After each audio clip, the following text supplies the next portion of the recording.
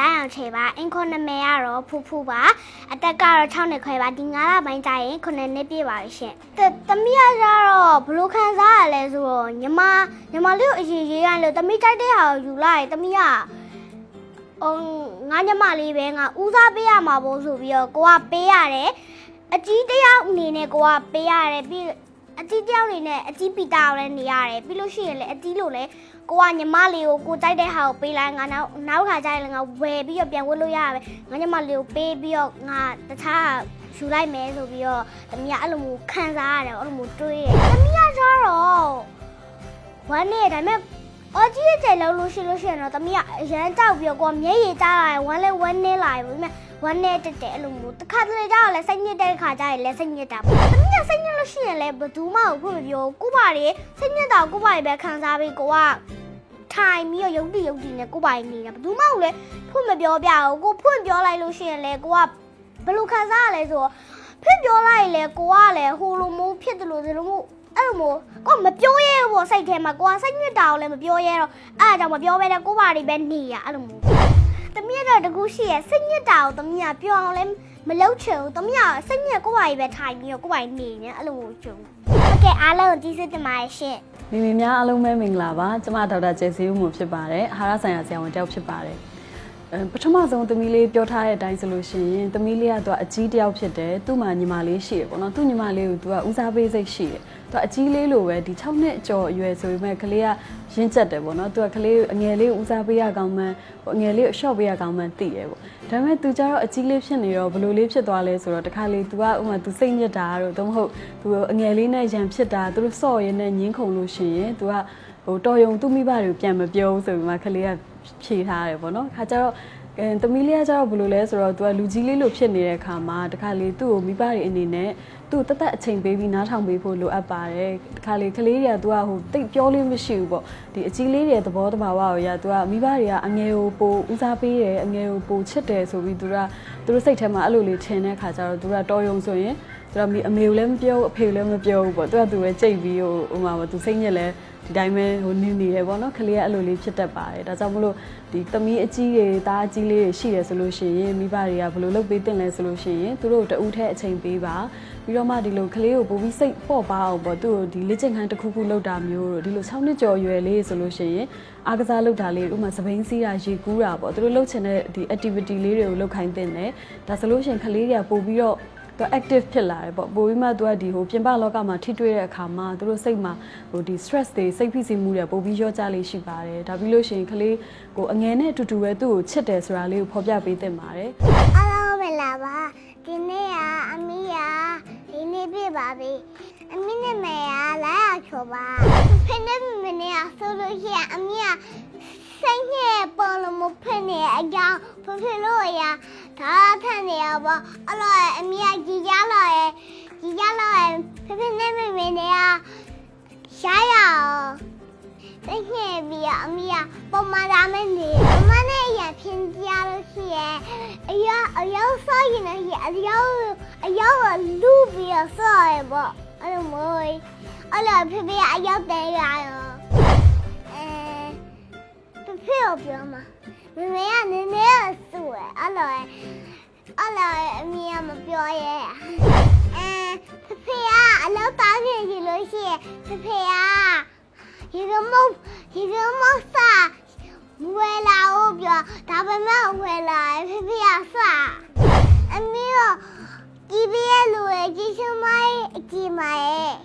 ဒုတိယသမီးလေးကတော့4နှစ်ပေါ့နော်သူက4နှစ်ဆိုတဲ့အတိုင်းပဲငယ်သေးတယ်ငယ်သေးတဲ့ခါကျတော့ပြီးတော့မှသူကသမီးအငယ်ဖြစ်တဲ့ခါကျတော့သူကအကြီးကိုနည်းနည်းလေးနိုင်စားချင်တာတို့သို့မဟုတ်အယုတ်ကလေးဆော့လို့ရှင်လူတာမျိုးပေါ့သူကအငယ်ဆိုတော့နည်းနည်းလေးပို့ပြီးမှသူ့ဦးစားပေးခံချင်တဲ့သဘောရှိတယ်ပေါ့နော်ဒါပေမဲ့သမီးလေးကကျတော့သူပြောပုံရဆိုလို့ရှင်သူအဲ့လိုမလိမ္မာတဲ့အခါတော့သူမမနဲ့ရန်ဖြစ်တာအယုတ်လူတဲ့ခါဆိုလို့ရှင်အဖေကသူ့အယုတ်တွေတင်လိုက်တယ်မဆော့ခိုင်းဘူးပေါ့နော်ဒါမျိုးလေးဒါပေမဲ့သူကိုယ်တိုင်ကျတော့သူ့ကိုယ်သူသိတယ်ပေါ့တခါလေကလေးကသူ့ကိုယ်သူကနည်းနည်းလေးစိုးချင်တယ်မမောင်နိုင်စားချင်တယ်ဆိုတော့လေးလဲသူကသူ့ကိုယ်သူနားလေတယ်ပေါ့နော်အဲ့ခါကျတော့ကောင်းတယ်ဒါပေမဲ့ညီမနှစ်ယောက်ဆိုလို့ရှင်ဘယ်လိုလုပ်ပြီးလို့ရလဲဆိုလို့ရှင်သူတို့အနည်းဆုံးတော့သူတို့ဝေးမျှတအောင်လေ့ကျင့်ပေးလို့ရတယ်ခလေးတွေခါလေးသူကတိုးရောသားသမီးတွေဆိုလို့ရှင်သူကအများဖြင့်ဝေးမျှစရာတခြားကလေးမရှိဘူးပေါ့နော်အဲ့ခါမှာသူတို့ကပို့ပြီးမှ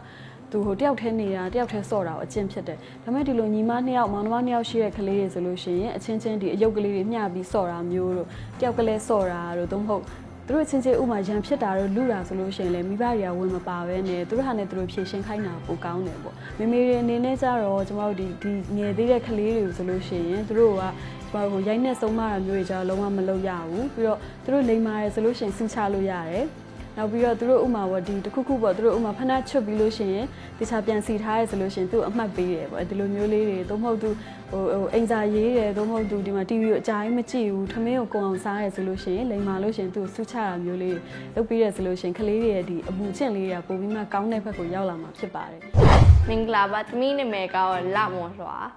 သမီးအင်ခေါ်နာမည်ကရှင်းတို့ခေါ်လို့ရတယ်မိက10နှစ်ပြီးမှ PISM မှာတက်နေပါတယ်ကသမီး exam ကျောင်းစာမှုပွဲနီးလာရင်စိတ်သူပြီးမှစိတ်ညစ်တာပြီးမှအရန်ကြောက်တယ်စာမှုပွဲမှာအောင်မှာဆိုလို့ကျန်တဲ့ခါသမီးစိတ်ညစ်တဲ့တခြင်းတွေကိုအော်ဆိုပြလိုက်တယ်တယောက်တည်းအခန်းထဲမှာဒါပြင်အရန်စိတ်သူနဲ့ဟိုကောင်းအောင်အော်လိုက်တယ်ဘယ်သူမှမကြောက်ဘူးမဘာသာမမမီအကြောင်းပိုတည်တယ်မမနဲ့ပြောလိုက်မမဘာမှမဖြစ်ဘူးကွာဒီတိုင်းမဲ့တွားပေါ့ဘာမှမဖြစ်ဘူးရတယ်ဒီတိုင်းမဲ့လောက်ပေါ့အဲ့လိုမမအဲ့လိုတိတ်မပြောဒီတိုင်းမဲ့ပြောပြလိုက်တာကျန်တဲ့ခါမီအရင်ချချကိုစိတ်သွင်းနေရပေါ့နော်အဲ့ဒါမီဟိုချချကိုလည်းမပြောမမကိုလည်းမပြောအမကော့ကိုပဲဟိုမှာခေါင်းနဲ့အိုနေရဟာကြည့်ရကျန်တဲ့ခါဟိုအဲ့လိုမျိုးဖြစ်လို့ဟိုမိမိကမမဟိုချချကိုပို့ချစ်တယ်ပေါ့နော်မိမိထက်အဲ့လိုကျန်တဲ့ခါထင်သွားတယ်အဲ့ခါကျရင်မမကိုလည်းစိတ်သွင်းချချကိုလည်းစိတ်သွင်းဒါပြင်လည်းစိတ်သူကပျောက်သွားတယ်ပဲဘယ်ရောက်သွားလဲမသိဘူးကျန်တဲ့ခါမီဆမ်မဝဲအောင်လာဆိုရင်အဲ့လောက်တိတ်မတူနဲ့အဲ့ဆိုရင်ရောမိမိကိုကူလို့ရတယ်ဘာလို့ကျန်တဲ့ခါမမနဲ့ပပစုမှာကြောက်နေရအဲ့ဆမ်မဝဲကိုဘာမှအောင်ဝင်အားလုံးကျေးဇူးတင်ပါတယ်ရှင်ခုတတိယသမီးလေးကကြတော့သမီးလေးက10နှစ်ရှိပြီပြီးတော့10နှစ်ဆိုတဲ့ခါကျတော့တော်တော်လေးကိုနားလည်နေပြီပြီးတော့ဒီ10နှစ်အရွယ်ကလေးတွေကဆိုလို့ရှိရင်ចောင်းစာတွေကများလာတယ်ပေါ့နော်ចောင်းစာများလာတဲ့အခါမှာသူတို့က stress တွေစိတ်ဖိစီးမှုတွေရှိလာတယ်ပြီးတော့ကလေးတွေရဲ့အဓိက stress ဖြစ်စေတဲ့အရာကလည်းចောင်းပဲចောင်းစာများတာတို့ဥပမာဆောင်းဝဲမှာအမှတ်နဲ့မှာဆောင်းဝဲမှာအောင်မှာဖေဖေမေမေစုမှာဒါမျိုးလေးတွေကိုကလေးတွေကပို့ပြီးမှဟိုစိတ်ပူတက်လာတယ်ပေါ့နော်စိုးရိမ်စိတ်တွေများလာတယ်ပြီးတော့မှဒီလို10ကျော်သက်လေးစဖြစ်ခါလာစဆိုလို့ရှိရင်သူတို့မှလည်းသူတို့ဒီ